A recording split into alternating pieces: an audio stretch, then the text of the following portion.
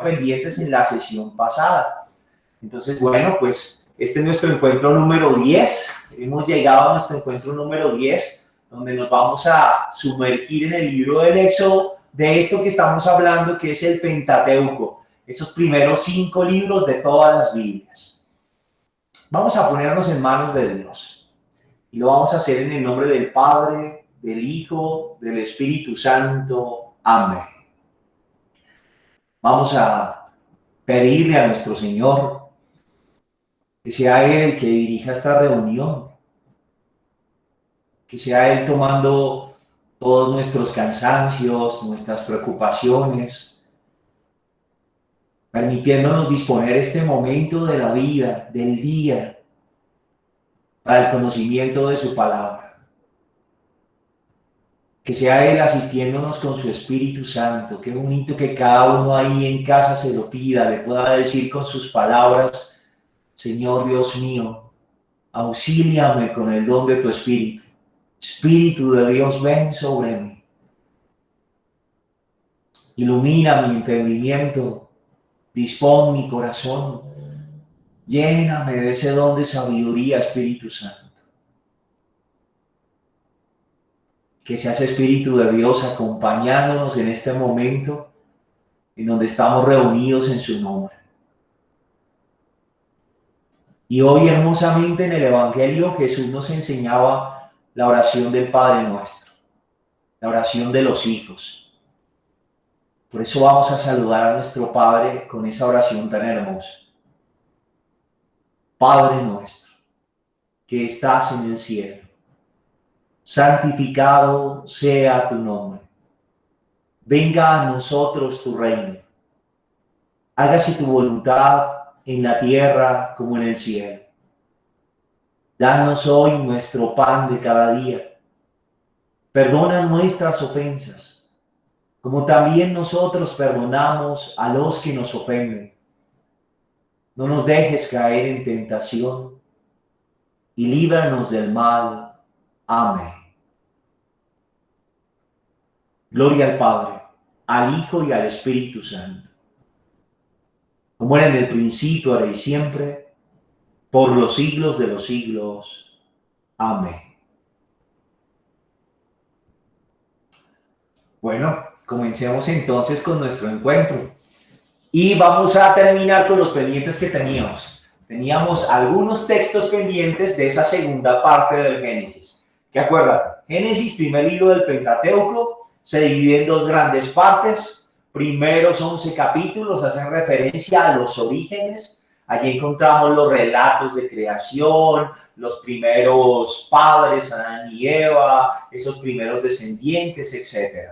Y la segunda parte del Génesis, que está del capítulo 12 hasta el 50, donde se nos presenta la historia de Abraham y los patriarcas, culminando con la novela de José, que está prácticamente al final del ciclo de Jacob.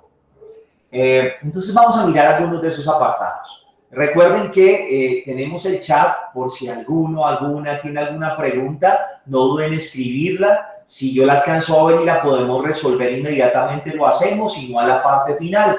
No duden en preguntar, ¿no? Sin pena, la escriben. La idea es que aprendamos. Si no sé, no se angustien, que la dejamos pendiente y prometo que averiguamos esa respuesta. Y bueno, vamos entonces a empezar con uno de los textos que teníamos pendientes. Y este es el de la bendición que obtiene Isaac de su padre Jacob, usurpando el lugar de su hermano Esaú. Yo no sé cómo van con la lectura, si han podido leer un poco el libro del Génesis, si han estado juiciosos por ahí o no. Sé que Lady Joana y David sí estuvieron muy juiciosos y la han hecho, no sé los demás, pero esta historia nos habla de esa bendición que el padre daba a su hijo primogénito. Tenía un realce ser el primogénito.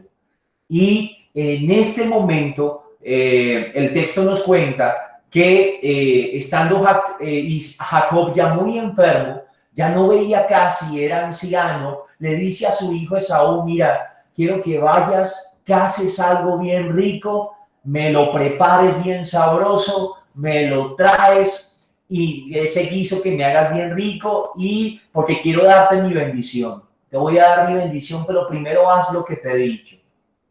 La mamá de Isaac, la Rebeca, estaba poniendo cuidado. Y en la Biblia nos cuenta que el favorito de Jacob era Esaú, era muy buen cazador y demás. Y el favorito de la mamá era el Isaac. Entonces esta mamá, oyendo que su esposo le decía eso a Esaú y que Esaú viendo que salía por allá a buscar la cacería, pues lo que ella hace es que le dice a su hijo Isaac, le dice, mira, ve y me traes un cordero allá del corral, que voy a preparar un guiso bien bueno como le gusta a su papá. Y luego usted le va a llevar el guiso para que él le dé la bendición de su hermano.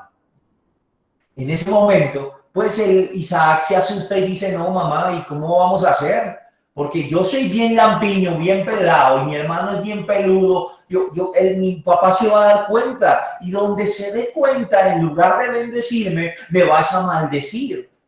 Y entonces la mamá ya lo tenía todo preparado, le dice, mira, no te angusties. Le pone unos cueros de chivo encima y así se los amarra y de esa manera, cuando se acerca a llevarle el plato del guiso que le ha hecho a Jacob, pues Jacob lo palpa, le pregunta que quién es, él dice que es Esaú, su hijo mayor, su primogénito, y al tocarlo pues siente los pelos. Y entonces pues el hombre dice, bueno, pues este es. Y en medio de ese engaño le da la bendición de primogénito.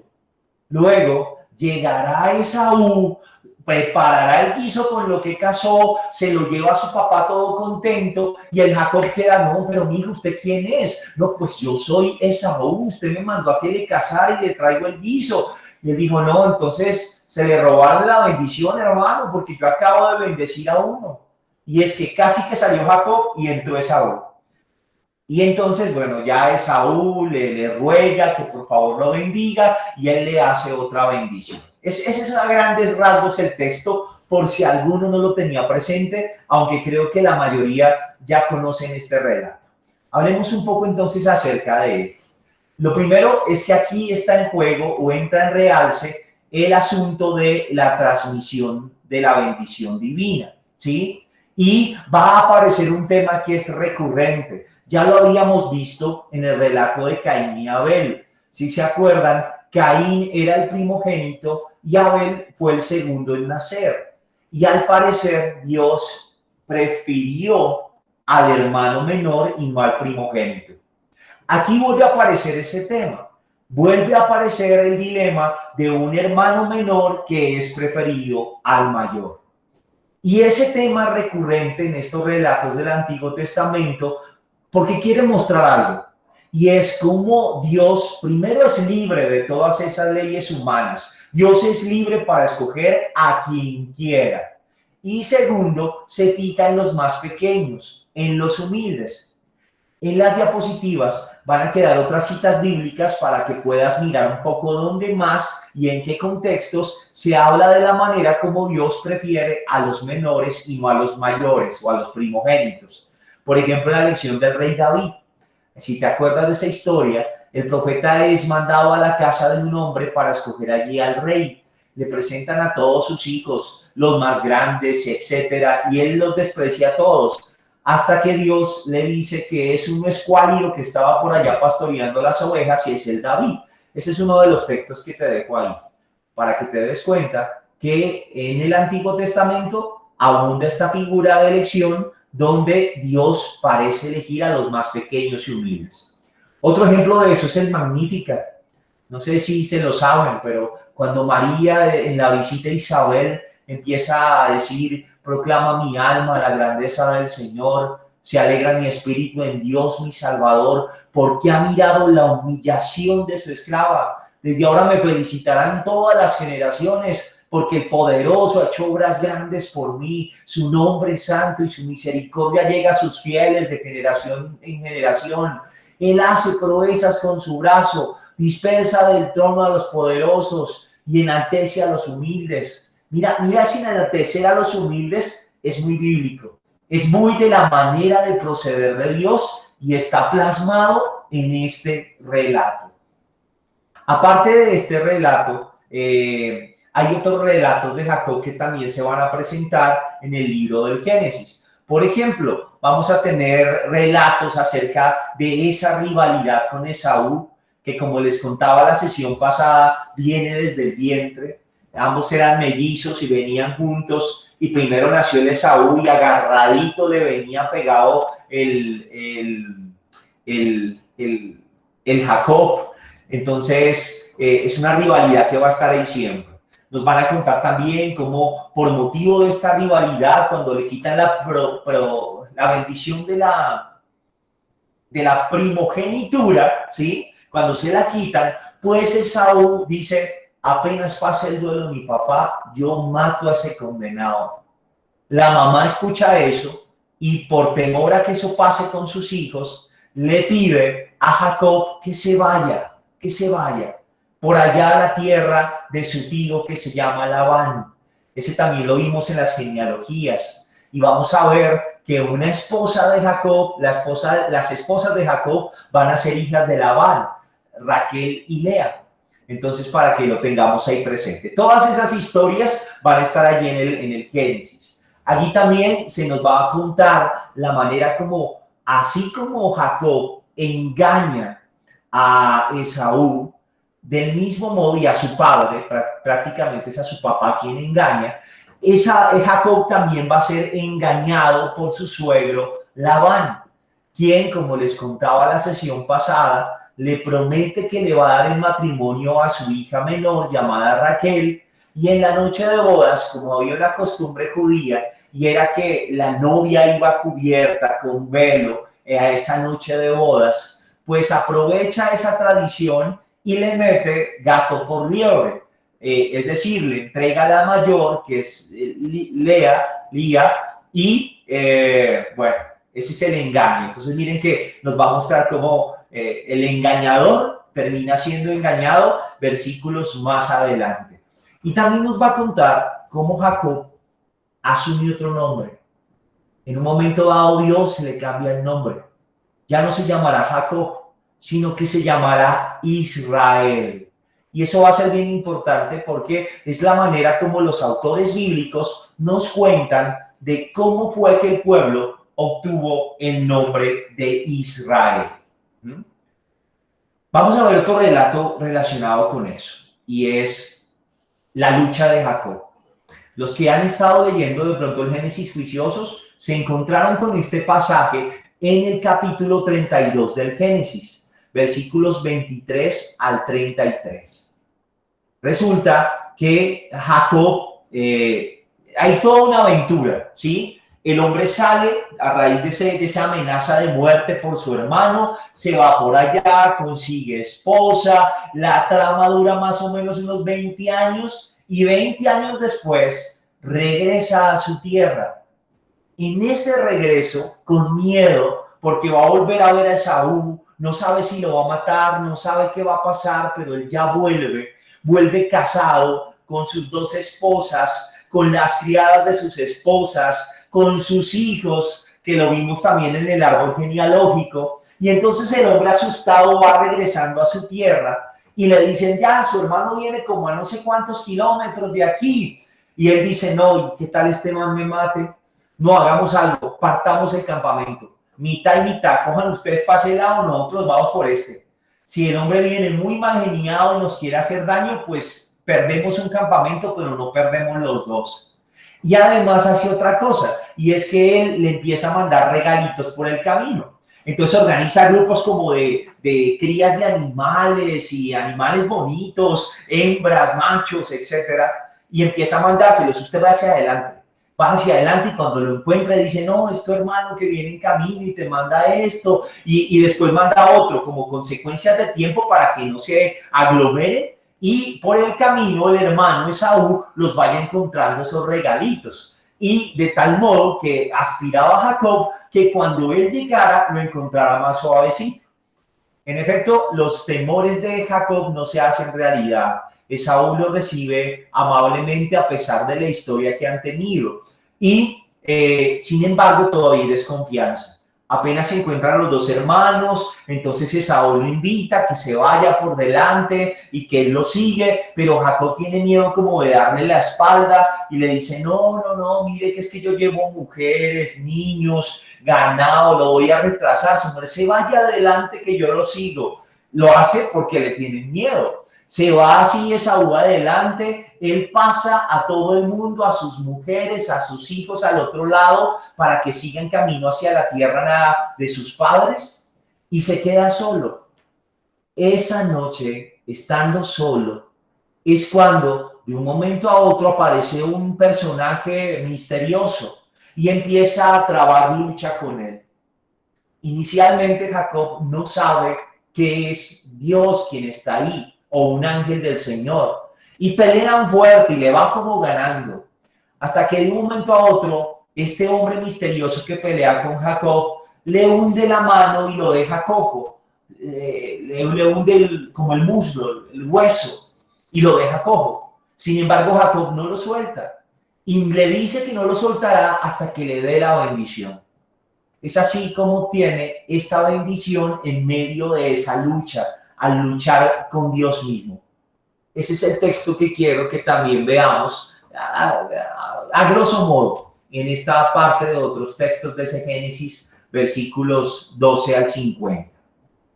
Lo primero es que es un relato bastante extraño, ¿sí? Es muy extraña esa lucha con ese hombre desconocido.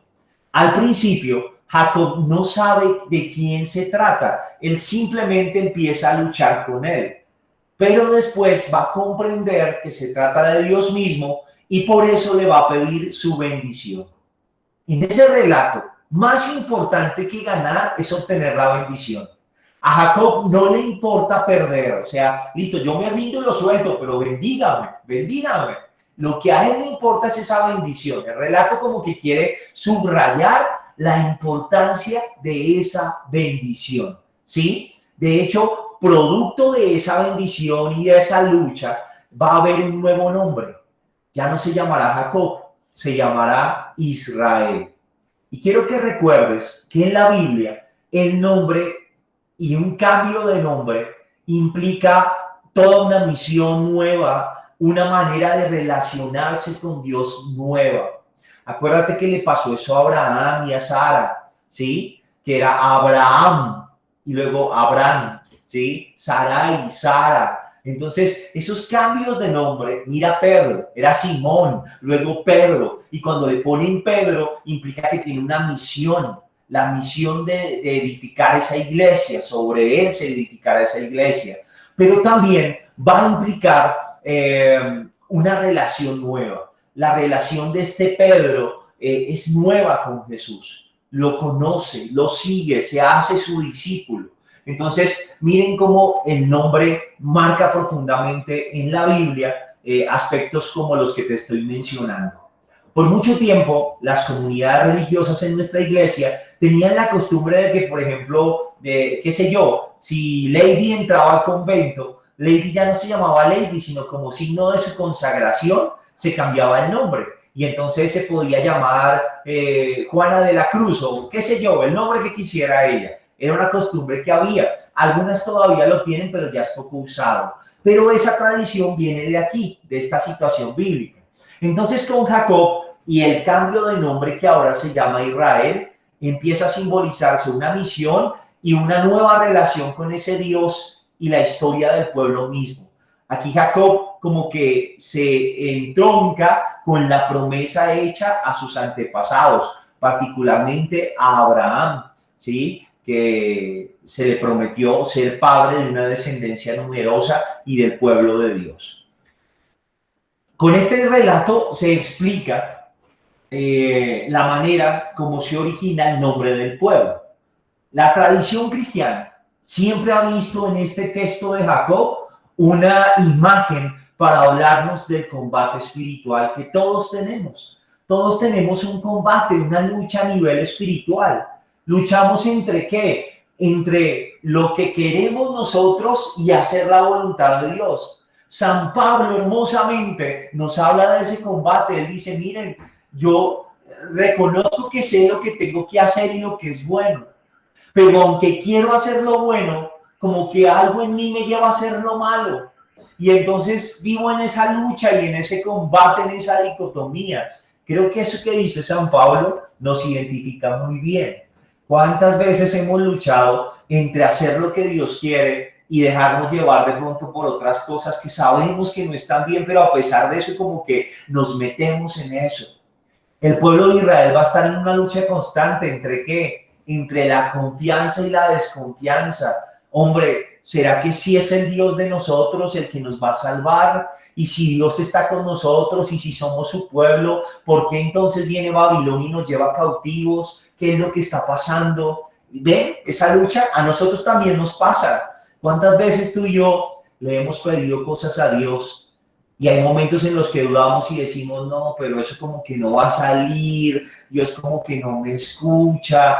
¿Ves? De confianza, desconfianza. Ese combate, esa lucha entre esos polos, entre confiar y desconfiar, entre hacer lo que yo quiero y lo que Dios quiere, es lo que se ha conocido en la historia de la iglesia como el combate espiritual. Aquí, por ejemplo, San Jerónimo y Orígenes, que son padres de la iglesia, nos hablaban en sus textos de lo importante que es perseverar en la oración. Y para hablar de eso recurrían a este texto mucho. Así como Jacob se agarra de ese hombre misterioso que aparece para luchar con él y que termina siendo Dios mismo y no se suelta, asimismo deberíamos los cristianos ser capaces de mantenernos firmes en la oración, ¿sí?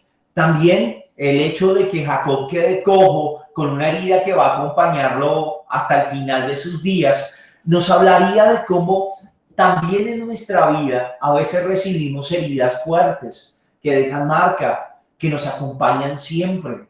Pero a pesar de esas heridas, siempre podemos abrirnos a la bendición de Dios, que es más abundante, que nos lleva a una nueva vida, que puede hacer nuevo todo en nosotros mismos. Entonces, esta es la manera como la tradición cristiana se ha basado en ese texto un poco para fundar su espiritualidad como tal. Quisiera, para terminar nuestro libro del Génesis, mostrarte este mapa, porque este mapa te va a dar una idea del espacio geográfico de las narraciones que encontramos en ese libro, en esa segunda parte del Génesis. Este es el itinerario que siguió Abraham desde que el Señor lo escogió. Acuérdense que Abraham era caldeo, era de la tierra de Ur, ¿sí? Entonces, si ustedes ven aquí en la parte de abajo, en la esquina inferior derecha, ahí aparece un triangulito que se llama Ur de los Caldeos, ¿sí? Y ahí es de donde es Abraham. Esa es la tierra de Abraham. Ahí es donde el Señor lo llama y lo invita a salir de esa tierra, ¿sí? Va a pasar por Babilonia en esa ruta y va a llegar hasta la parte superior, allá arriba. En la parte superior vemos a Harán, ¿sí? Harán es toda la zona que corresponde a Mesopotamia. Allí va a estar, va a caminar Abraham por esas tierras. Va a atravesar todo Canaán. Ahí para abajo empieza la tierra de Canaán. Todos esos pueblos cananeos, que eran muchísimos, por ahí atravesaría Abraham, hasta que llega finalmente abajo a la parte de Egipto. Por ahí también estuvo. De hecho, hay relatos, si te acuerdas, los que pudieron leer el Génesis, donde él pasa por tierra egipcia y baja a Egipto. Entonces también fue un recorrido que estuvo en varios santuarios religiosos, estuvo en Betel, estuvo en Siquén, en Salem, que posteriormente Salem será Jerusalén. Ahí ustedes ven a Siquén, más o menos en esa parte de Canaán están todos esos santuarios que les estoy mencionando. Estuvo en Berseba, estuvo en Hebrón ahí, que es donde enterrará a su esposa Sara, si se acuerdan de la cueva esa que compró el terreno y demás para enterrar a su esposa. Y también estará en Aram, finalmente toda esa parte de Aram que se ve arriba de Damasco y que corresponde a Siria, ¿sí? Entonces es un poco el recorrido, para que te hagas una idea de por dónde trasumó la historia de Abraham y dónde estuvo ese origen del pueblo y los relatos que se nos narran en esta parte del Génesis. Con esto damos por, bueno, un apunte final, pero solo a modo de apunte, y es hablar un poco de las matriarcas. Sin lugar a dudas es una sociedad patriarcal, la judía, pero las matriarcas también jugaron un papel bien importante. Cuando hablamos de las matriarcas, hablamos de las esposas de Abraham, Isaac y Jacob, particularmente las de mayor relevancia, ¿no? Porque sabemos que hubo algunas otras concubinas o las criadas que también fueron madres de hijos, etcétera. Pero están allí Sara, Rebeca, Lía y Raquel. Ellas también cumplen un papel muy importante en la promesa que Dios hace a su pueblo, puesto que de ellas viene el pueblo a través de la descendencia. Es curioso que varias de ellas, menos Lía, de resto todas, son estériles. Sara, la esposa de Abraham, acuérdate, no podía tener hijos. Concibe a Isaac en la vejez. Rebeca también va a ser estéril. Y luego con la oración es escuchada por Dios y tiene sus hijos. Raquel también. Lía, de hecho, la afrenta porque ella tiene hijos, Lía. Y Raquel, que era la favorita, la amada por Jacob, pues definitivamente al principio no podía tener. Y es bonito ver cómo la acción de Dios, ahí se muestra lo que pasará con Isabel en el Nuevo Testamento. Y es porque para Dios no hay nada imposible. Entonces el pueblo tiene muy claro que Dios es capaz de obrar incluso más allá de las condiciones de posibilidad, como una esterilidad, por ejemplo. Entonces es bien bonito ese rasgo en todas las matriarcas como tal. Eso como un apunte que quería dejar ya para terminar nuestro libro del Génesis y despedirnos de él, al menos en las clases. Ojalá que si no lo has leído, le saques tiempo y puedas conocer esas historias. Hay de a poquitos. No es de leer de afán, sino de degustárselas, de poder orar con esos textos y de grabarlos en la memoria y en el corazón. Espero que vayamos bien. No sé cómo vamos, cuéntenme a través del chat si vamos bien, si la cosa va clara, si están cansaditos, cómo se me van sintiendo. Yo los voy leyendo, ¿vale? Para estar más tranquilito. Porque vamos a meternos ahora a nuestro libro del Éxodo, ¿vale? Libro del Éxodo. Muchas gracias por ahí a Jonathan, a Nidiecita Ruiz, a Lady, que por ahí no veo a David hoy, espero que esté bien David. Y bueno, entonces vamos a meternos al Éxodo, ¿vale?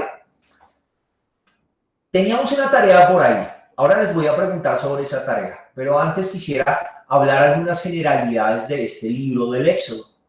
Como ustedes saben, es el segundo libro de nuestro Pentateuco, que en la Biblia judía recibe el nombre de los nombres, con la palabra propia en hebreo para designar los nombres.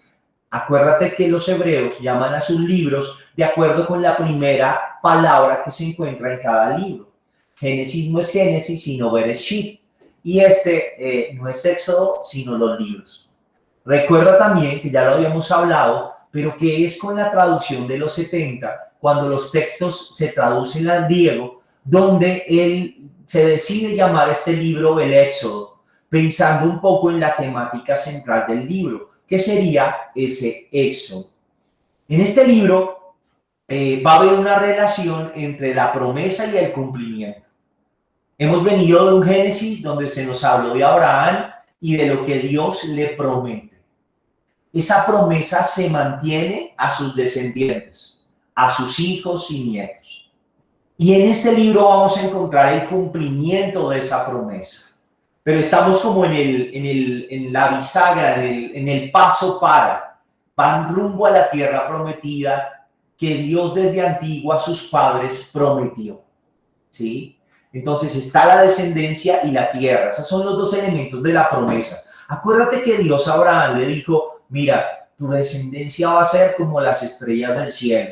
Esa era parte de la promesa, la descendencia. Y la segunda parte era la tierra. A la tierra que te mostraré. La promesa tiene esos dos elementos, descendencia y tierra.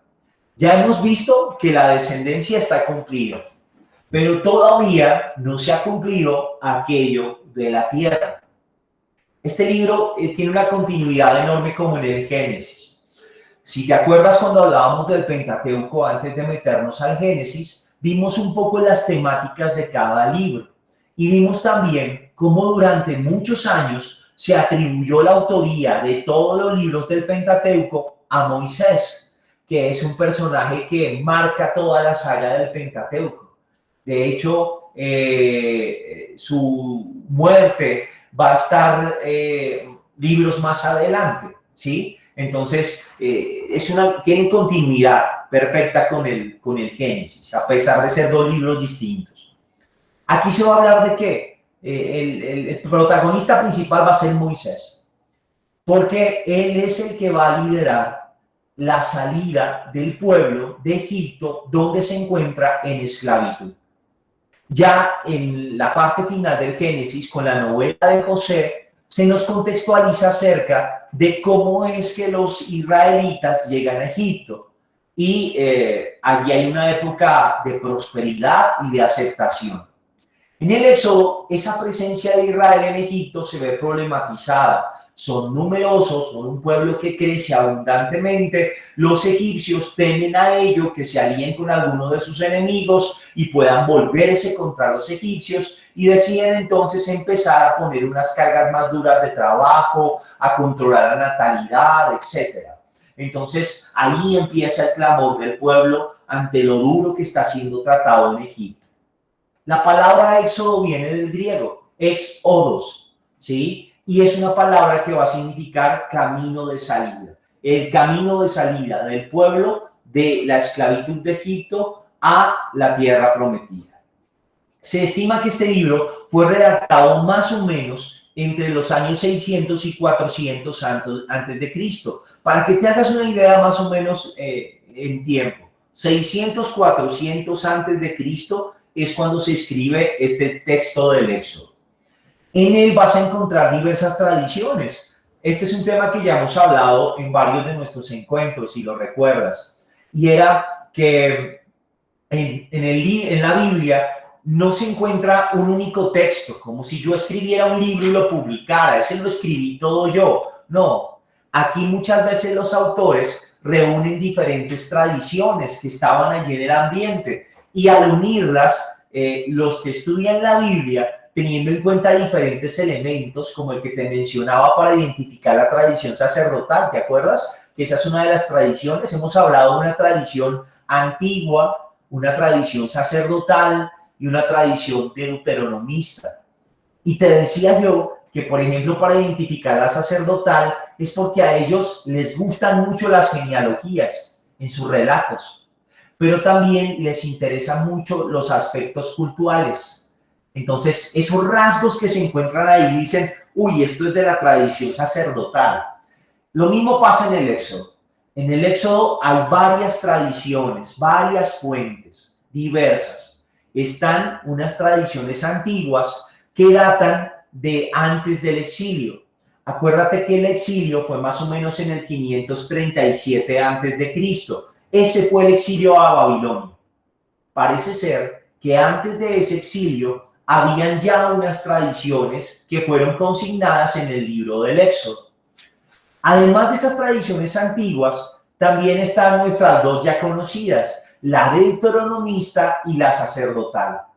Esa tradición deuteronomista y la sacerdotal, como lo pudimos ver en el libro del Génesis, tienen su origen durante y después del exilio. Durante y después.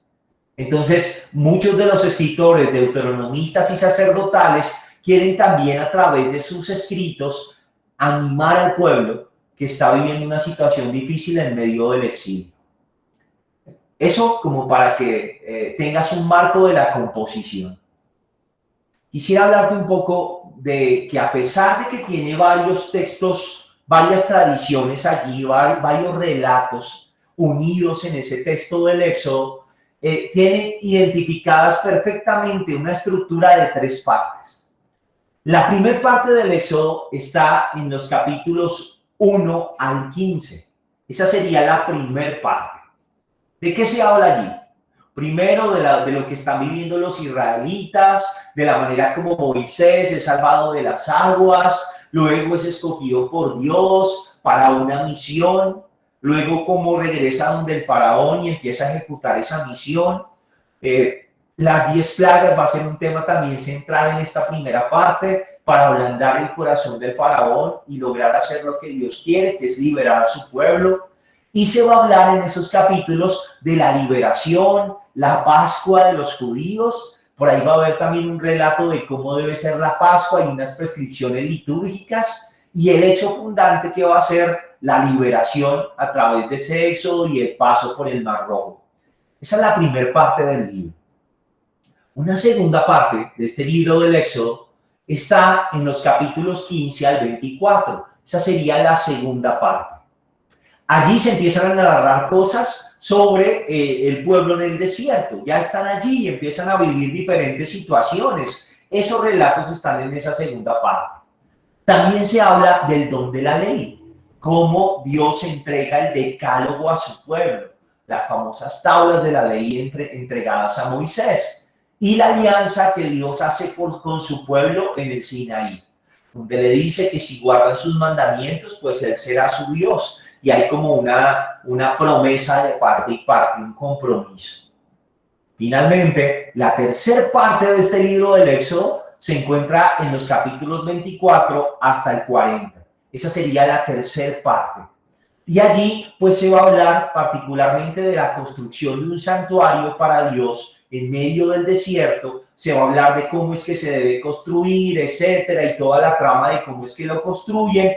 Y también va a haber un relato que también es muy famoso por ahí, y es de cuando el pueblo se hace un becerro de oro para adorarlo. Y es como una de esas tradiciones a Dios que les ha brindado todo. Y la manera como a partir de ese pecado se va a renovar también la alianza por parte de Dios y de su misericordia. Esas partes, toda esa sinopsis que te estoy haciendo aquí, va a confluir o va a tener como cúspide, como cima, como punto de llegada el don de la ley y la alianza del Sinaí, que para el pueblo judío es supremamente importante, para nosotros también, porque a partir de esa alianza del Antiguo Testamento habrá una nueva alianza sellada por la sangre de Cristo que nos ha salvado. Entonces mira que el tema central aquí va a ser el don de la ley y la alianza de ese Sinaí que hace Dios con su pueblo. A lo largo de este libro del Éxodo vamos a encontrar diversos géneros literarios, no uno único, sino que hay varios. Como hay tantos textos, hay varios estilos literarios allí. Vamos a encontrar narrativa histórica. Eso lo encontramos en los primeros capítulos 19 del Éxodo, ese estilo de narrativa histórica. Vamos a encontrar también poesía. Acuérdense de ese canto de liberación que es muy famoso por ahí en nuestras iglesias con los carros del faraón, ese se lo saben, yo estoy seguro. Pues ese canto está inspirado particularmente en un texto que es poético y que es ese cántico de liberación que encontramos en Éxodo 15. También van a haber elementos de legislación, va a estar el género legal y eso lo vamos a encontrar en los capítulos 20 al 23 y van a haber especificaciones acerca de ese tabernáculo, de ese santuario, ese lugar de culto para Dios como tal, en Éxodo 25:31 y en Éxodo 35:40. Esto un poco para hablar de los géneros literarios que encontraremos allí. Aquí quiero hacer una pausa. Estírense ahí un poquito en casa porque teníamos una pregunta pendiente. Y esa pregunta pendiente tiene mucho que ver con el relato que vamos a mirar y que ustedes ya oraron en Lección Divina y tuvieron la oportunidad de mirar en ese capítulo 14. Hay una pregunta que Viviana, no sé si Viviana esté por ahí hoy, no la he visto, pero ella nos hacía la última parte de la sesión hace 8 días. Y ella preguntaba lo siguiente.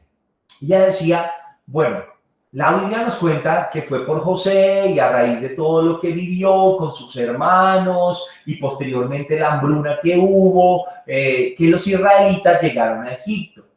¿Esa fue la razón por la que los israelitas llegaron allí históricamente o hubo alguna otra razón? David un poco nos contextualizaba acerca de lo que dice la Biblia en torno a esa llegada. Y yo me había comprometido con ustedes a indagar un poco más acerca de qué datos históricos podemos encontrar acerca de la llegada de Israel a Egipto. Esto es como una píldora para responder a esa pregunta. Entonces vamos a ver cómo nos va con esta respuesta, y si no nos genera más dudas o si quedamos satisfechos.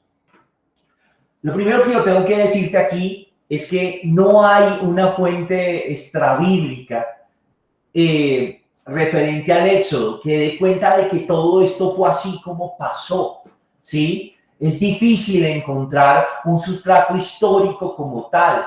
Se estima que el Éxodo ocurre por allá en el 1500 más o menos antes de Cristo.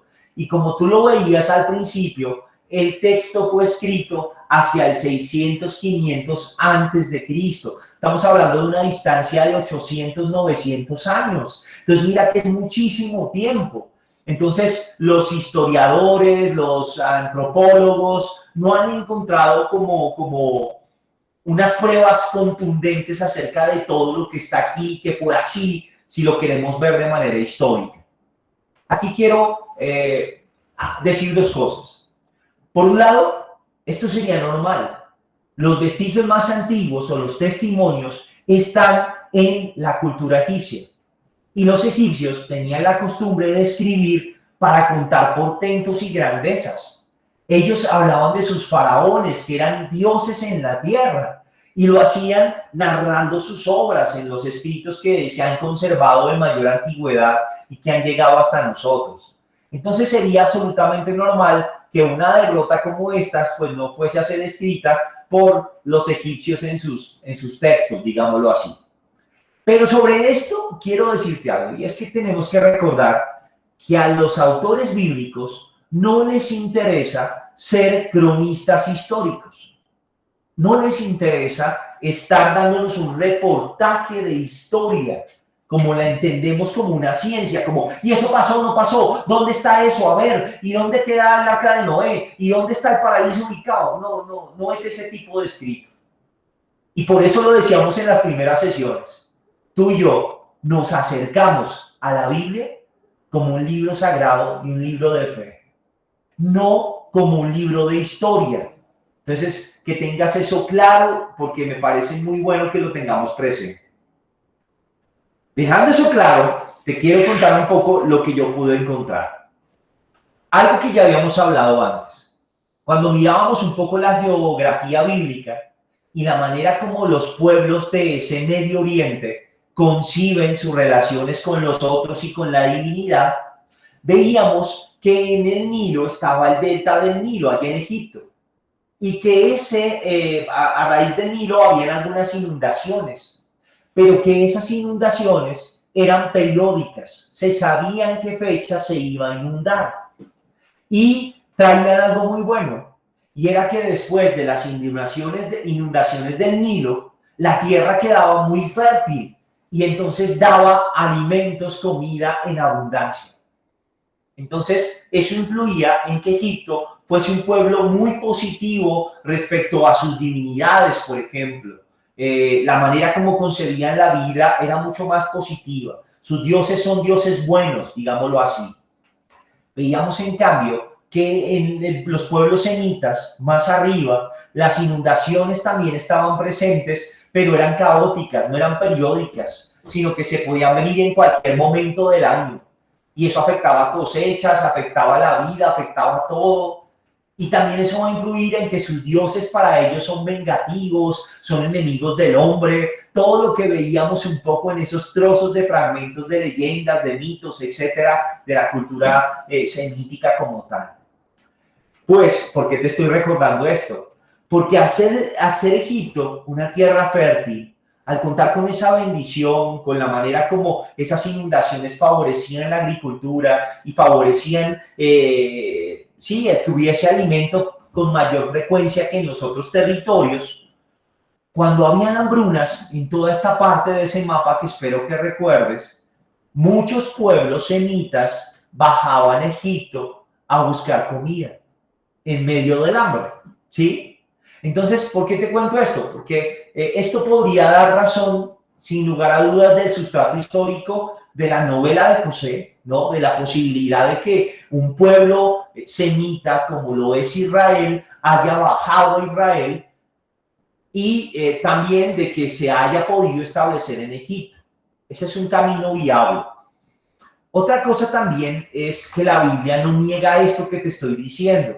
Si te leíste el ciclo de Abraham, Abraham y sus hijos bajan a Egipto en momentos de hambruna.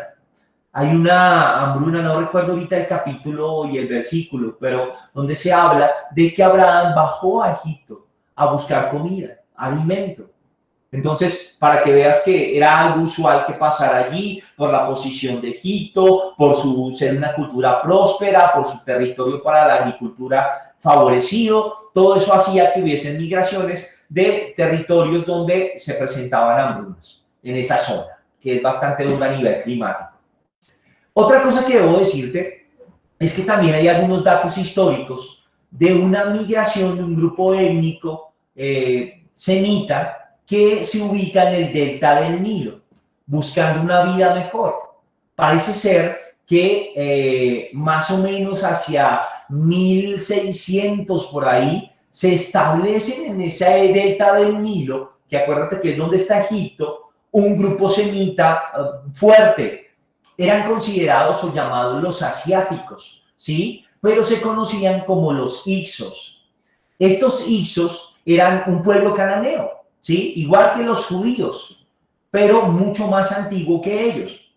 Parece ser que ellos se ubicaron allí en el delta del Nilo, construyeron un gran imperio y Egipto, que también estaba creciendo, plantea una guerra con los Hicsos. Fruto de esa guerra, donde el vencedor es Egipto, van a hacer que los Hicsos vuelvan otra vez a Canaán, tengan que irse. Ese es como el dato histórico de un desplazamiento grande de un pueblo semita. Es lo que se encuentra desde la arqueología y desde los vestigios o los escritos que se han podido conservar de Egipto, por ejemplo. No, espero no estar enredando la cosa, pero te estoy diciendo lo que se puede encontrar respecto a algún sustrato posible histórico de los relatos que estamos estudiando. Hay algunos documentos, por ejemplo, hay documentos pictóricos en relieves egipcios que guardan alguna información que ha podido ser estudiada o interpretada por los estudiosos. Por ejemplo, en la tumba de uno de los faraones llamado Kunuhotep III, hacia 1880 a.C., en Beni Hasan se encontró que hay el reporte de que un grupo semita entró a Egipto. Un grupo semita, no dice los judíos, los israelíes, no dice, solo dice que un grupo semita entró a Egipto. Allí está ese dato histórico. También hay un papiro, el papiro de Leiden 348, donde hay una escritura que da la orden de proveer de trigo a aquellos que acarrean piedras para edificar la espléndida Pilón. Y eso de qué nos podría hablar. Es como un documento que da la orden de que se le provee alimento a los trabajadores que están trabajando en la construcción de dos ciudades que se llaman Pitón y Ramsés. Podría ser que a esos trabajos se haya dedicado el pueblo de Israel y que sean un poco los reflejados en la narrativa del Éxodo.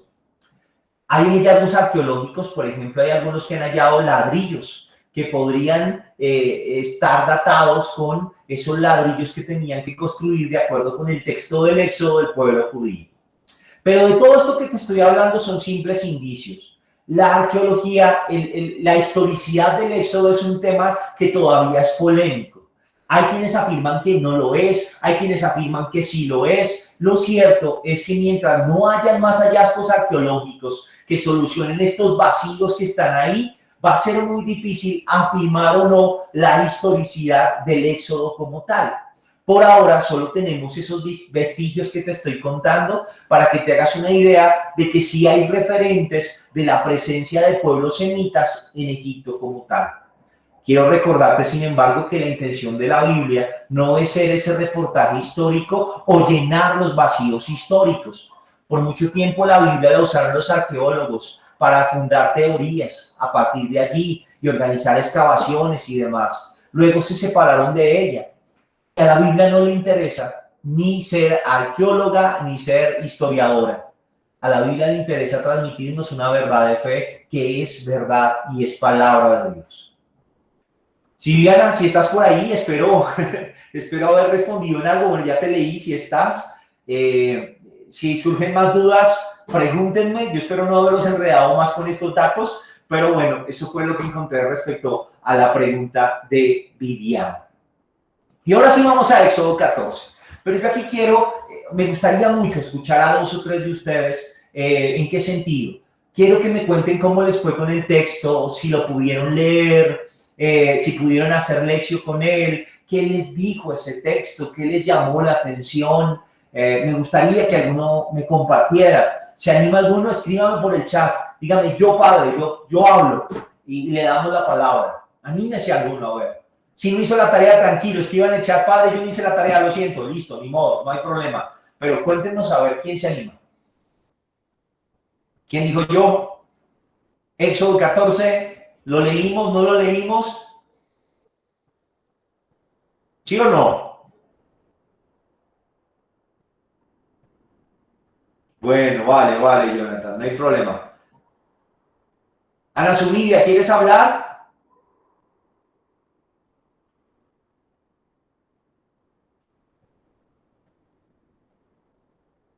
Bueno, no hay problema, Davidillo, no hay problema, no te preocupes. Ana Zubida dice que la hizo, pero no sé si querrá compartirnos.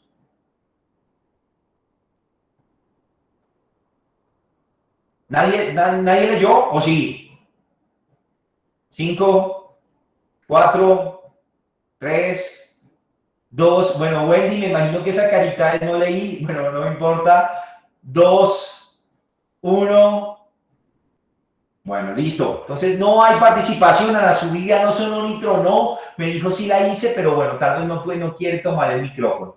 Entonces, bueno, vamos a entrar en Éxodo 14. No hay problema si no lo leyeron. Si tienen ahí la Biblia, tómenla un momento y ubíquense en Éxodo 14. Vamos a Éxodo capítulo 14. Ténganlo ahí pendiente. Vamos a hablar un poco de este texto, grosso modo, para terminar nuestro encuentro de hoy. Éxodo 14. Ubíquense ahí. Antes de meternos en Éxodo 14, yo quiero contarte un referente que me parece curioso y con el cual puede estar relacionado o no nuestro texto de hoy. Hay una leyenda egipcia, o más bien una batalla referida por los escritos egipcios que se llama la batalla de Kadesh. Esta batalla se estima que sucedió hacia 1275 antes de Cristo. En esa batalla, el faraón del momento, que se llamaba Ramsés II, se va a enfrentar a otro príncipe de un pueblo hitita llamado Muwatalí. Y los dos van a tener una fuerte batalla, que es la batalla de carros más grande que se ha tenido en la historia, de acuerdo con los documentos que existen al respecto. Resulta que esta batalla va a acontecer geográficamente en la ciudad de Kadesh, de allí su nombre. Y esa ciudad está ubicada en el río Orontes, cerca del lago de On, cerca de la frontera de Siria con el Líbano. Estábamos en la parte de arriba de nuestro mapa, más arriba de donde está Jerusalén como tal, para que nos ubiquemos un poco.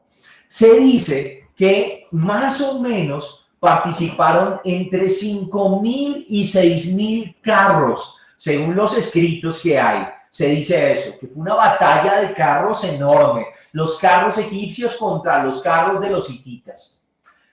También, ¿qué sucede allí? Ramsés va a la batalla. Y bueno, tiene toda una estrategia, porque los escritos que hay cuentan cómo se organizaron los carros, cómo fue que llegaron, cómo iban por varias legiones los egipcios, cómo se dio la batalla y al principio iban ganando los hititas, pero después ganaron los egipcios, y cuentan en los textos que los hititas muertos caían en el mar, los restos de estos muertos como tal. Esta epopeya o esta pelea se cuenta en los escritos egipcios para hablar de la grandeza de Ramsés II, que venció a ese rey hitita. Se lo cito aquí porque me parece muy interesante la manera como este escrito nos habla de la victoria del faraón sobre el rey Hitita y su pueblo y cómo sus muertos quedan sepultados en el mar.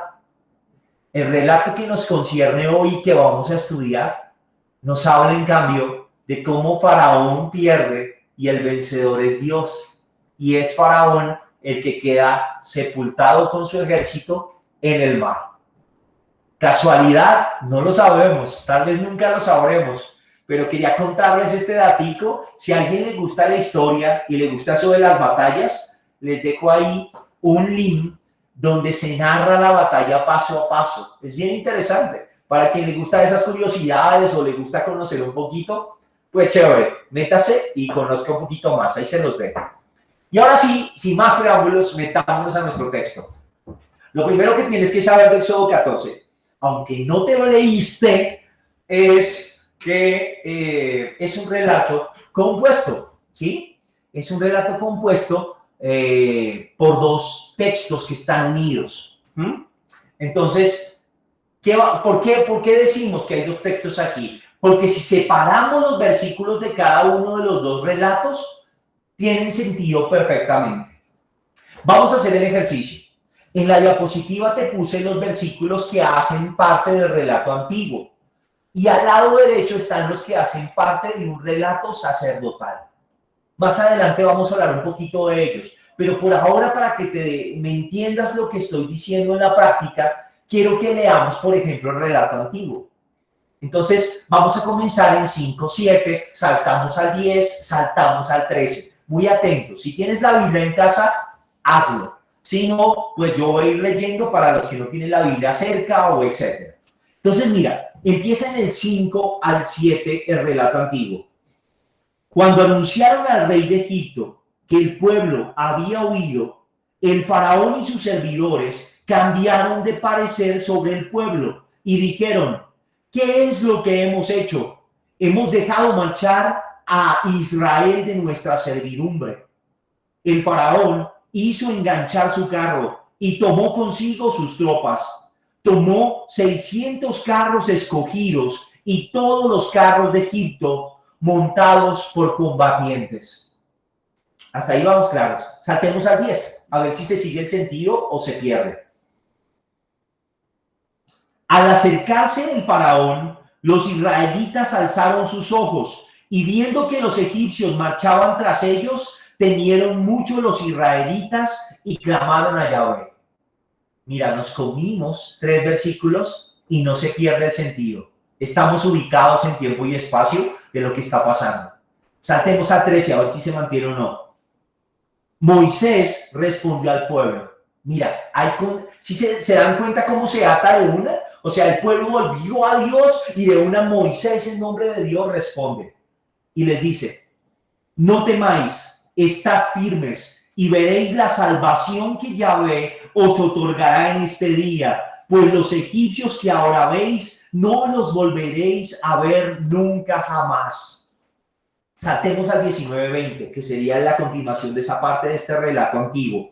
Y en el 19 dice: el ángel de Dios que iba delante del ejército de Israel se desplazó y pasó a su retaguardia. La columna de nube que iba delante de ellos se desplazó y se colocó detrás, metiéndose entre el campamento de los egipcios y el campamento de los israelitas. La nube era tenebrosa y transcurrió la noche sin que pudieran acercarse unos a otros en toda la noche. Pasemos al 21b. Y dice: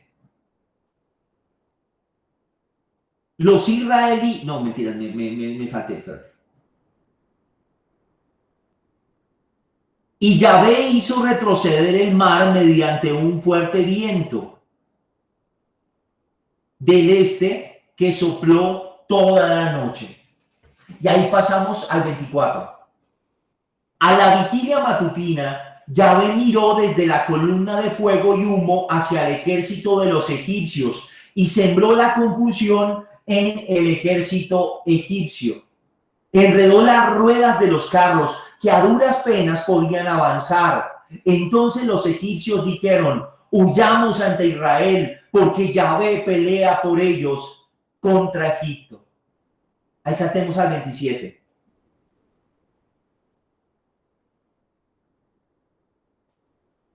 Así precipitó Yahvé a los egipcios en medio del mar. 27b. Y terminemos con el 30. Y entonces dice: aquel día salvó Yahvé a Israel del poder de los egipcios, e Israel vio a los egipcios muertos a orillas del mar. No sé si te diste cuenta, a mí me parece fascinante esto, porque si te diste cuenta, leímos, nos comimos la mitad del texto y se entiende perfectamente. Si te das cuenta, este relato tiene una particularidad muy interesante. Guárdalo aquí en la memoria. Yo no sé si les parezca que hagamos también el ejercicio con el otro. Me parece que nos va a llevar un poquito de unos minutos, pero nos puede ayudar, ya que no leímos el texto, a contextualizarnos y a ver mejor esto de los dos textos. Hemos leído el relato antiguo que han identificado los estudiosos, que es como un relato que cogieron y que pegaron al otro. Ahora vamos a ver el otro que está pegado aquí. Veámoslo. Empecemos. De 1 al 4. 14, 1 al 4. Yahvé dijo a Moisés: di a los israelitas que se vuelvan y acampen frente a Pi, a Jirot, entre Migdol y el mar, enfrente de Baal Zafón. Frente a ese lugar acamparéis junto al mar. El faraón pensará que los israelitas andan errantes por el país y que el desierto les cierra el paso. Yo haré que el faraón se obstine y os persiga. Entonces manifestaré mi gloria sobre el faraón y sobre todo su ejército, y sabrán los egipcios que soy Yahvé. Ellos lo hicieron así. Este relato, mira que ya empieza a tener otro color. Aquí Dios habla. ¿Sí viste? Es Dios que le dice a Moisés: dile que tal cosa, haz tal cosa. Ya se nos da muestra de que hay un estilo distinto. En el otro no hablaba Dios tan directamente, ni había tantas súplicas, sino simplemente Dios iba actuando y Dios liberaba a Israel. Aquí él es interlocutor con Moisés. Saltémonos al 8:9, a ver si continúa el sentido o no.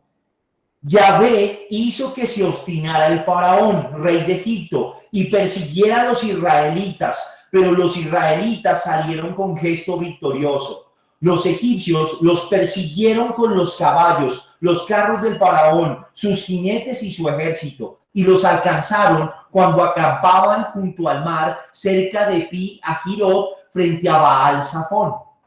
Hay un elemento de continuidad, ¿se dan cuenta? Yahvé da la orden de que se vayan para esos lugares, y aquí se menciona que en esos lugares es donde los alcanzan. Eso nos muestra que estamos hablando de un relato homogéneo al tomar estos versículos así. Pero sigamos. El versículo 11 a 12 tiene una particularidad, y es que parece ser que estos versículos se metieron ahí después, pero no hacen parte del relato original. Miremoslo sin embargo. Y dijeron a Moisés: ¿acaso no había sepulturas en Egipto para que nos hayas traído a morir en el desierto? ¿Qué has hecho con nosotros sacándonos de Egipto? ¿No te dijimos en Egipto: déjanos en paz, serviremos a los egipcios? Pues más nos vale servir a los egipcios que morir en el desierto. Y es que es como una queja que queda ahí suelta. Y por eso es que los que estudian este texto dicen que probablemente estos dos versículos que acabamos de leer se metieron después, son un añadido al texto como tal. Pero sigamos leyendo, 15 a 18. Yahvé dijo a Moisés, mira, nuevamente Dios le habla a Moisés en este segundo relato, que están pegados, están intercalados. ¿Por qué clamas a mí? Di a los israelitas que se pongan en marcha. Y tú alza tu cayado, extiende tu mano, abre el mar y divídelo, para que los israelitas pasen por medio del mar en seco. Yo haré que los egipcios se obstinen y entren detrás de vosotros, y mostraré mi gloria sobre el faraón y todo su ejército, sus carros y sus jinetes. Y los egipcios sabrán que yo soy Yahvé cuando muestre mi gloria sobre el faraón, sus carros y sus jinetes. Aquí empieza a haber un elemento interesante. En el anterior relato, como lo leímos, Dios simplemente actúa. la columna de fuego se pasó para atrás, la de humo se pasó para atrás, sopló un viento y se abrió el mar y ya. En esta, Dios actúa a través de lo que le ordena que haga Moisés. Entonces aquí ya le mandó una orden y Moisés la va a hacer. Y a partir de ahí se va a mostrar el poder. Y mira que este relato también nos está contando algo. Y es que Dios quiere mostrar su gloria. Que se den cuenta quién es el Dios que está aquí. Es como la intención del relato, si te das cuenta ahí un poco. Entonces saltemos ahora al 21a. 21a, que sería el que sigue. Moisés extendió su mano sobre el mar y Yahvé hizo retroceder el mar mediante un fuerte viento del este que sopló toda la noche. A diferencia del relato anterior donde simplemente se secó, aquí hay un gesto que hace Moisés y que sigue la acción de Dios que divide los mares y nos explica que eso lo hizo Moisés obedeciendo a la orden de Dios. Sigamos, 22-23. Los israelitas entraron en medio del mar en seco y las aguas formaban muralla de derecha e izquierda. Los egipcios los persiguieron y entraron tras ellos en medio del mar con todos los caballos del faraón, sus carros y sus jinetes. Saltémonos al 26, que es el que seguiría. Yahvé le dijo a Moisés: extiende tu mano sobre el mar y las aguas retornarán sobre los egipcios, sus carros y sus jinetes. Moisés extendió su mano sobre el mar y al rayar el alba, el mar volvió a su lugar habitual, de modo que los egipcios en su ida toparon con él. Y sigamos al 28-29. Las aguas retornaron y cubrieron los carros, los jinetes y todo el ejército del faraón que habían entrado en el mar para perseguirlos. No escapó ni uno siquiera. Mas los israelitas pasaron en seco por medio del mar, mientras las aguas formaban muralla a derecha e izquierda. No sé si te diste cuenta, pero yo creo que sí, estoy seguro, que cuando leímos los dos textos, entendemos perfectamente. No necesitamos del otro para entenderlo. Tienen sentido propio y tienen dos maneras distintas. ¿Te diste cuenta? El acento aquí donde Dios habla y le habla a Moisés. Es por esto que hablamos de un relato compuesto de dos relatos, el antiguo y el sacerdotal. Ahora vamos a verlo un poquito más detenido, esto que te estoy hablando. Se observan incoherencias entre los dos textos. De hecho, que se repitan ciertas acciones ya hablan de una incoherencia. A partir de ahí es que los autores dicen, uy, aquí no hay un solo texto. Si tú escribes un texto y lo haces conscientemente, tú no eres redundante o repites ideas o vas a meter como dos veces una misma acción contada de manera distinta. Eso se debe a que aquí hay la mano de dos tradiciones, hay dos relatos unidos. Por un lado está el primero, que es el Dios guerrero, es el Dios que actúa contra los egipcios. Fue el primer relato que escuchamos. Dios está en columna de fuego y de nube y se mueve y pone estrategia y se para en la mitad de los egipcios y de Israel. Es ese relato que tiene el aspecto de guerrero Dios ahí. Y ese es el primero que veíamos. El sacerdotal, en cambio, tiene un aspecto más litúrgico. Y es Dios que manifiesta su gloria, lo que te estaba diciendo ahorita. Dios quiere mostrar su gloria delante de los egipcios. ¿Y eso cómo lo hace? Lo hace en tres unidades o en tres palabras que se incluyen. Primero, cuando dice que le va a endurecer el corazón al faraón. Luego habla de los lugares a donde debe ir, ¿sí? Y finalmente de cómo va a entrar el pueblo a través de las aguas que él va a separar. Lo hace dirigiendo la palabra a Moisés. Le dice qué tiene que hacer todo el tiempo, como lo escuchábamos en ese segundo relato. O sea que hay una especie de rito que hace Moisés por orden de Dios y a través del cual se muestra el poder de Dios. Por eso se habla de que este segundo tiene ese aspecto más litúrgico, digámoslo así. A pesar de que tiene dos textos mezclados, es un texto que está perfectamente construido. Tiene unas partes clarísimas. No lo vamos a leer por tiempo, para lo haga solo de hacer el ejercicio de leerte todo el capítulo 14 ya sin separar. y te vas a dar cuenta que hay una unidad a pesar de que están pegados dos textos, cada uno de forma independiente. Las partes, ¿cuáles son? Primero, el pueblo está ante el mar, versículos 1 al 14. Después, el pueblo está en medio del mar y por la noche, versículos 15 al 25. Y finalmente, la última parte, ya están en la orilla y es de mañana, versículos 26 al 31. Es como la secuencia que sigue, o sea, hay unas partes claras.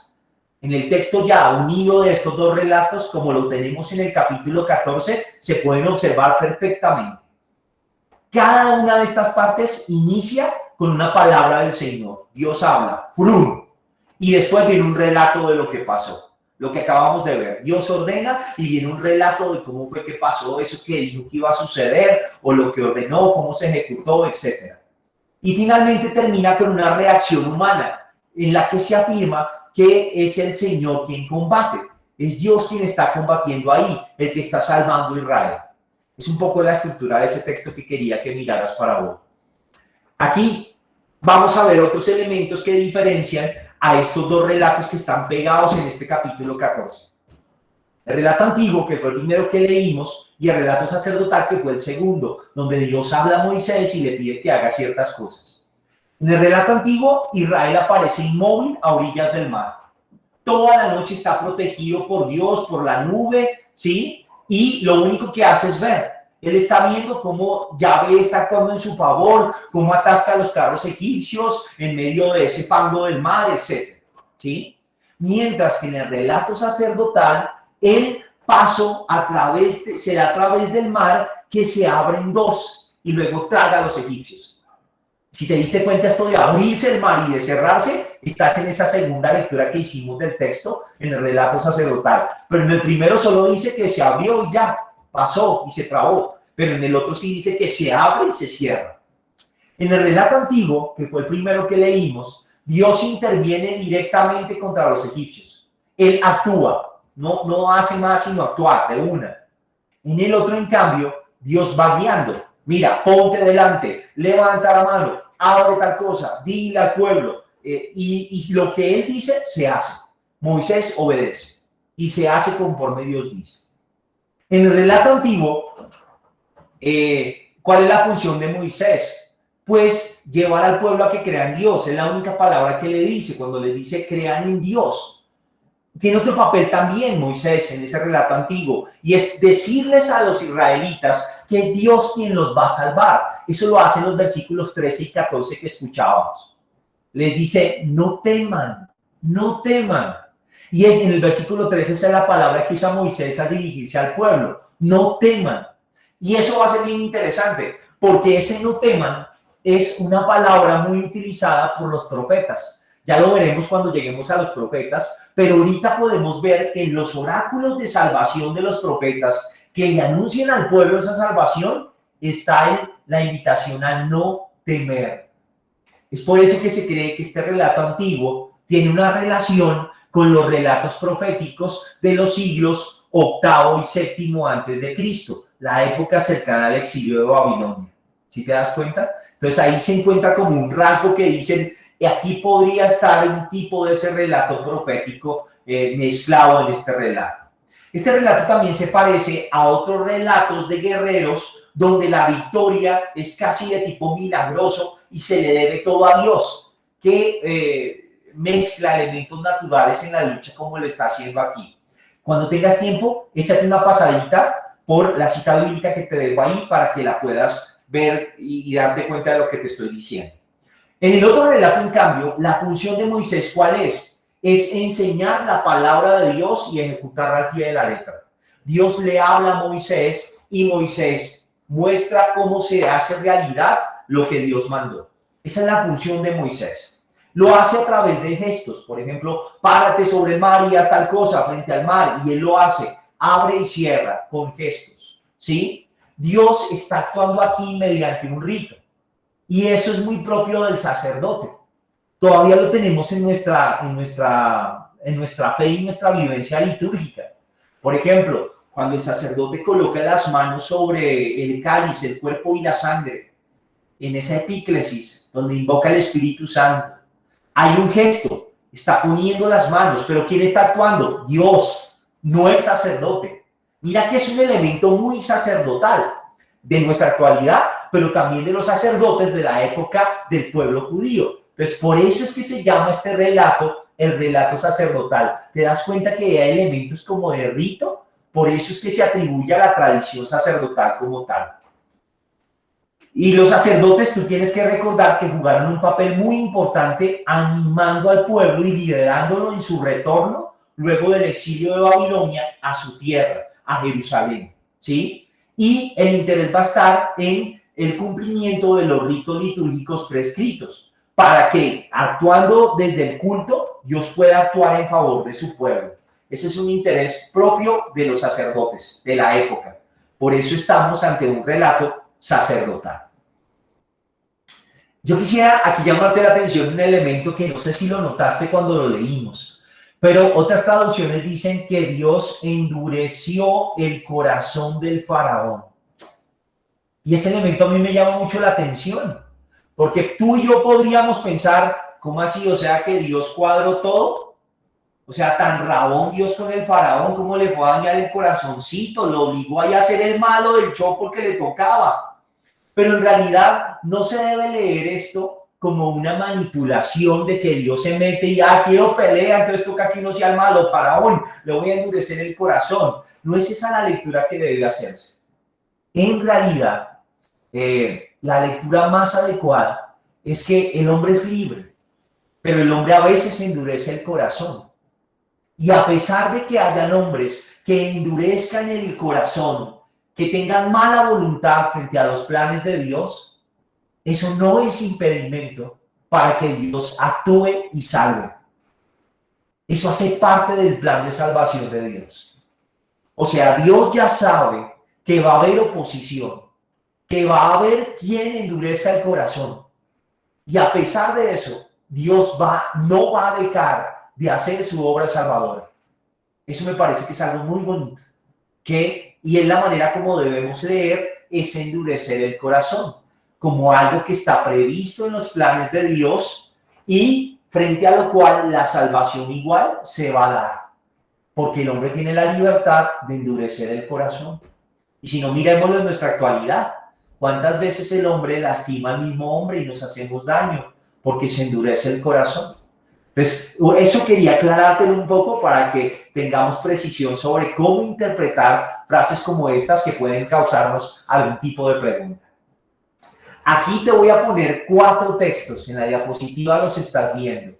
Y es una comparación del relato antiguo, que fue el primero que leímos, el relato sacerdotal, que fue el segundo, el texto actual, que es como lo tenemos en la Biblia todo de corrido, y la lectura cristiana, cómo hemos desde nuestra fe visto este texto.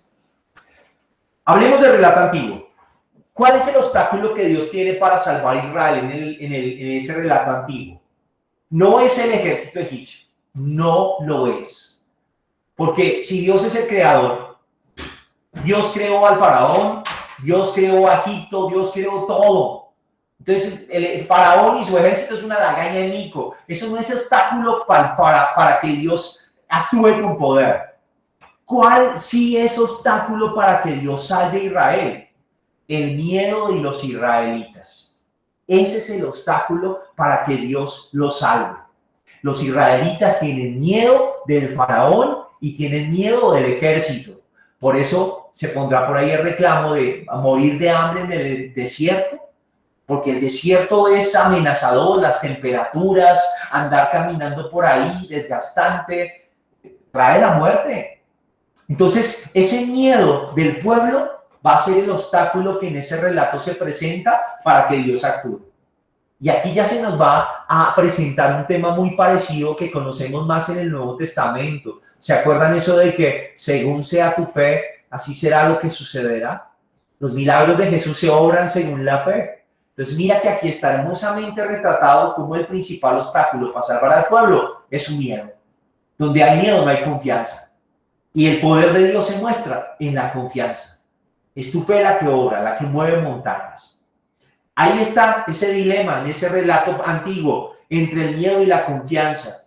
Va a ser resuelto en favor de Israel, que va a ver en esto una experiencia de salvación de Dios y va a fundamentar en eso su fe de aquí en adelante. Ahora miremos un poquito el relato sacerdotal. ¿Qué podemos concluir en él? Dios salva a Israel mostrando su gloria con todo su poder. Abre las aguas, los hace pasar a pie enjuto, y eso parece recordarnos algo. ¿Se acuerdan de otro pedazo donde Dios también dividió las aguas? ¿Sí se acuerdan? No lo vimos hace poco. En el Génesis, la creación, Génesis capítulo 1, ¿se acuerdan? Que allí se dice que dividió las aguas en dos. Este relato parece hacer eco a ese momento de la creación. Y parece hacer eco también al momento del diluvio, cuando las aguas cubren todo y solo queda Noé, su familia y los animales en el arca. Al evocar esos dos pasajes del Génesis, este relato parece mostrarnos la manera como Dios está interviniendo y está haciendo algo nuevo. Dios quiere sacar algo nuevo de esta situación, algo totalmente nuevo. Si nos vamos ahora a nuestro texto actual, el texto actual une dos teologías, dos maneras de concebir a Dios y su acción, y las une de manera perfecta. Por un lado une la liberación de Israel por el Señor, que es su Salvador, y por el otro lado une la gloria de Dios, que es Señor de lo creado, dueño de la nube, del fuego, de la oscuridad, de la noche, de las aguas, de todo. Esas dos ideas de Dios las une en una sola. Dios Salvador, Dios Creador y glorioso, están unidas en ese relato. Cuando miramos un poco la lectura cristiana que hacemos de este texto, tenemos que decir que este texto recuerda también ese evangelio tan hermoso de la tempestad calmada. ¿Se acuerdan que van en una barca Jesús y sus discípulos? Empieza a caer agua, el mar se embravece y entonces Jesús como que duerme. Y los discípulos, no, pero padre, si a usted no le importa que nos hundamos, ole, a comidas y a sacar agua, haga algo. Y él se para tranquilo y increpó al mar, al viento y todo quedó en paz. Y esos dicen, ¿quién será este que hasta el viento y las olas le obedecen? ¿Por qué hay un eco? Porque mira, en este de Éxodo 14, Dios salva a su pueblo, siendo Señor del mar. Y ahora aquí en Marcos 4:35 está aquel que es Señor del mar, porque el mar lo obedece. ¿Se dan cuenta de esa conexión tan linda y tan bonita que hay en ese relato de Marcos a partir de ese del Éxodo? San Pablo va a hablar de este relato como una prefiguración del bautismo, como si en ese paso del mar en medio del agua fuese prefigurado el bautismo como tal. Podemos verlo en 1 Corintios 10, versículos 1 y 2. Cuando tengas tiempo, echarle una leidita para que lo hagas ya en tu estudio personal. Y bueno, eso era lo que quería compartirles hoy. Sé que como siempre tal vez fue mucha información, por eso quiero oírlos cómo terminamos hoy. Para eso sí podemos participar. Entonces, cuéntenme quién me quiere contar un poquito de cómo terminamos hoy. Por favor. ¿Quién se anima? Escríbame por el chat. Listo, Jonathan. Jonathan, ¿cómo terminamos hoy? Yo, padre. Erika. Jonathan y compañía. Bien. Padre, pues precisamente yo le comentaba a Jonathan que de todas formas el cruzar, el ver el poder de Dios en ese momento, al ver ese mar de esa manera, debió haber sido algo muy impactante. Y es como para nosotros ver que a pesar de que somos faltos de fe, ellos haberse enfrentado a Dios como mostró su gran poder. Y aparte de eso, el temor de cruzo y si me pasa algo mientras cruzo y si de pronto el agua se viene y aún así me están persiguiendo, si nos van a alcanzar. O sea, esa incertidumbre que aún así sentimos por nuestra falta de fe, por no, de pronto, no tener la fe suficiente de decir, no, aquí cruzamos y no nos va a pasar absolutamente nada porque pues mire ya todo lo que hizo. Pero debe haber sido un choque muy, muy grande. Gracias, Erika, por eso que nos haces notar. Y ahora yo quisiera proponerles el pensar cómo recibiría este relato un pueblo que está en Babilonia, donde siente que la tierra que luchó, que le heredaron ya no la tiene, que están sometidos, lejos de lo suyo, sin rey, sin santuario que era tan valioso para ellos. ¿Qué mensaje podría impactar, así como Erika nos hace notar que al ponerse en los zapatos de ellos esto puede ser tan diciente y de tantas emociones? ¿Cómo podría haber impactado a esos israelitas cautivos en Babilonia? Y es que es cierto, Erika, lo que tú dices, tendemos a olvidar las acciones de Dios. Dios seguramente en la vida de cada uno de nosotros ha abierto mares en muchos momentos. Pero cuando vienen los benditos problemas, se nos olvida eso y nos quedamos solo en la situación difícil y se nos olvida que Dios ha hecho poderosas obras en favor nuestro, que de hecho ese es el interés del autor, y es que el pueblo guarde en la memoria quién es su Dios. Es que su Dios es el Dios de Abraham, y de una estéril como Sara nos sacó. Es que Abraham creyó a pesar de todas las luchas que tuvo. Es que miren lo que ahora está pasando en el Éxodo y miren lo que sucedió. ¿Cómo pueden creer que ese Dios los va a dejar morir o en vergüenza? Entonces, sí, por supuesto. Y muchas gracias, Erika, por hacernos notar esos detalles. ¿Alguien más se anima por ahí? Viviana Valenzuela. Viviana y luego Lady, perdóname. Dale, Viviana. Gracias, padre. Pues estoy muy contenta. Yo, la verdad, pues no hice la tarea a tiempo, pero pues llegué rapidito a leerla, así como rapidito. Y pues si bien en mi Biblia, en la latinoamericana, cambian los tipos de letras según el tiempo en que se escribieron los textos. Entonces, pues es muy gracioso o curioso, perdón, ver en este capítulo que estaban intercaladitos. O sea, letra script, cursiva, script, cursiva. Pero entonces no había comprendido por qué. Entonces, como que ver la explicación me parece como muy gratificante y muy enriquecedor. Y respecto a lo que hablaba ahorita Lady, si no estoy mal, me parece como que también es muy cierto que el Señor es un Dios muy paciente con nosotros. Entonces, como lo veíamos en el texto de Abraham e Isaac, que por fuertes que son las pruebas, Él siempre como que nos saca adelante. Y hay otros relatos de otras pruebas y todavía con ese temor, ¿sí? De lo del diluvio, de lo de Isaac, de lo de, incluso el de la tempestad, sí, como son situaciones que son pruebas y que son difíciles, y aún así todavía nos falta la fe y la confianza. Y aún así Él sigue siendo paciente y nos sigue sacando de esas situaciones, demostrándonos el amor tan grande y el poder que nos pone a disposición por tanto amor. Y aún así, en esta actualidad seguimos con esas pruebas y seguimos sintiéndonos derrotados, cuando Él no se cansa de mostrarnos lo contrario.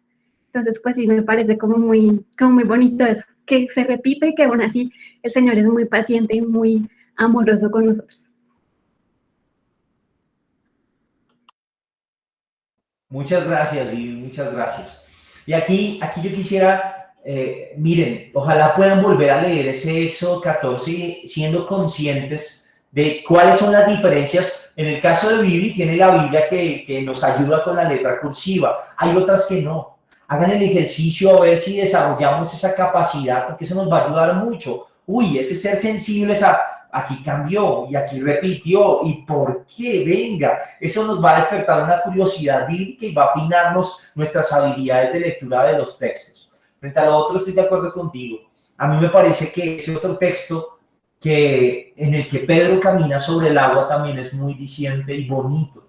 Porque Jesús le dice a Pedro, bueno, venga pues, si él quiere caminar, venga. Y él se va y mientras lo mira, va bien.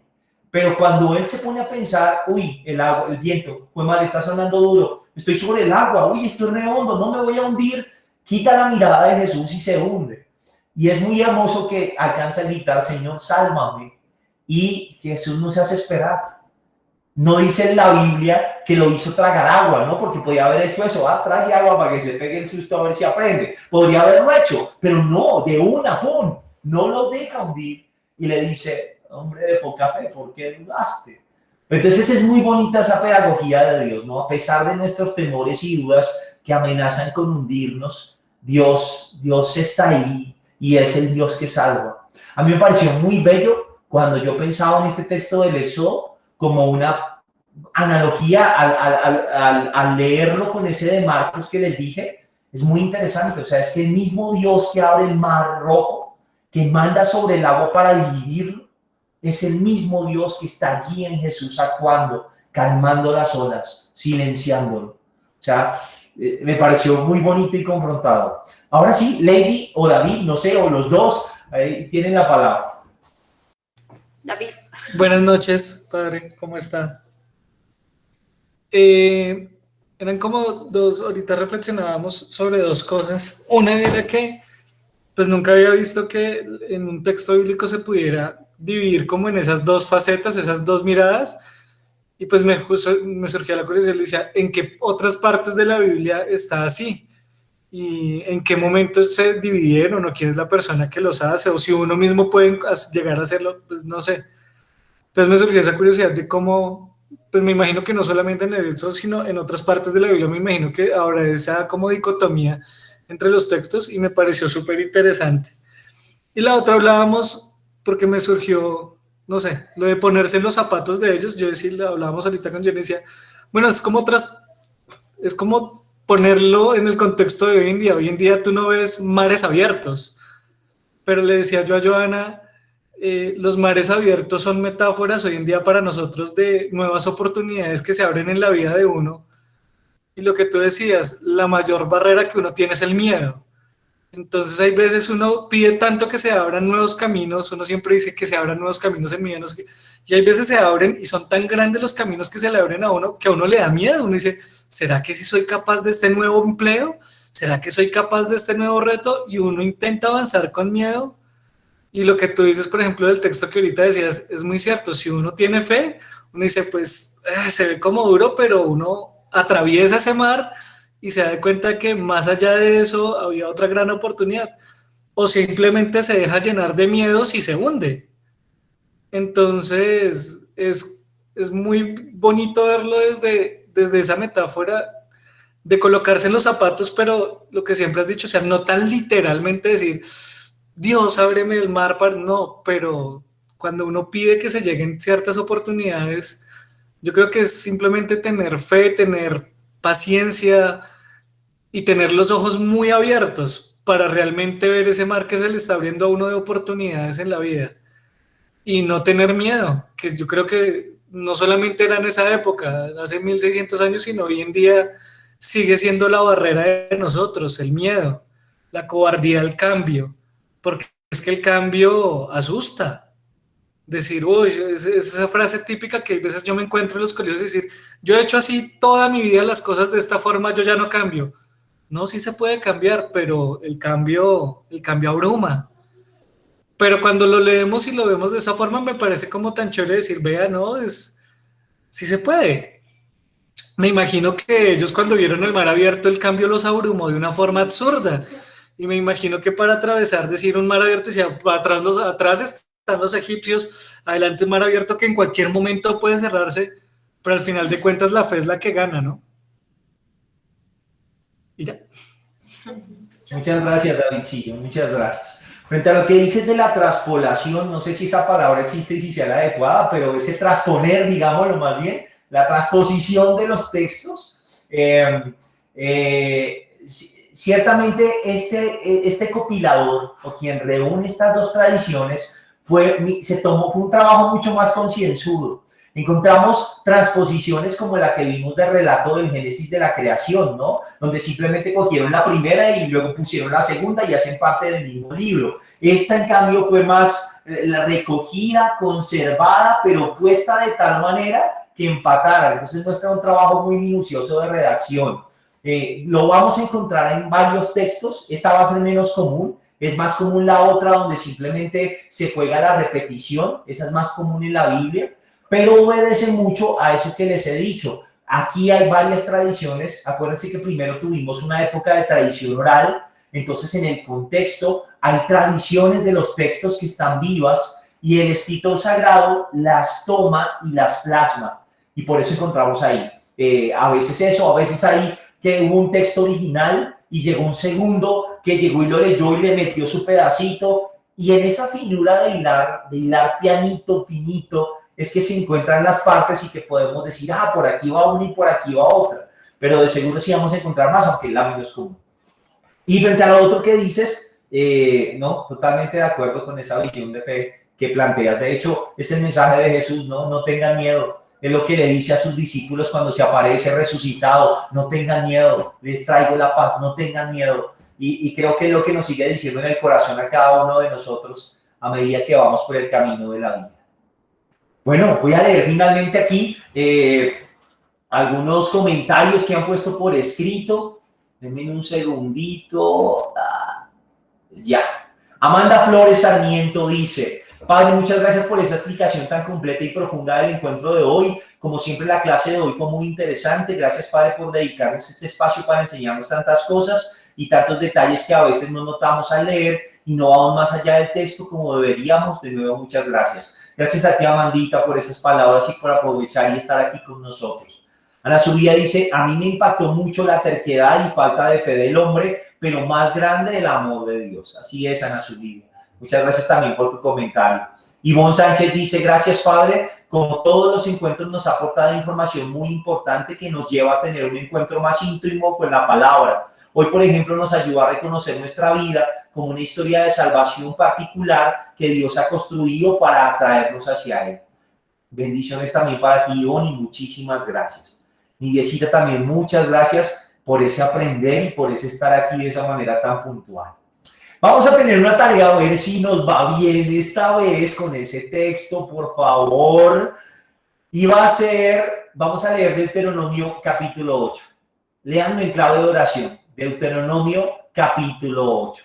No lo deje para el lunes o para el martes porque se va a colgar, no lo va a hacer. No, entonces saquen un tiempito antecitos y léase Deuteronomio 8. Pídale al Espíritu Santo que le ilumine y siéntese su merced y haga la lección con ese capítulo a ver cómo nos va.